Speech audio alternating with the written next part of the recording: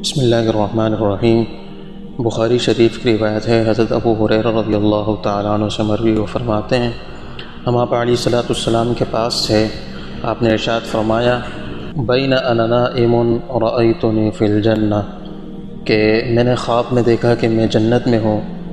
فإذا امرأة تتوضأ إلى جانب قصر، میں نے دیکھا کہ ایک عورت ایک محل کی جانب بیٹھ کر وضو کر رہی تھی۔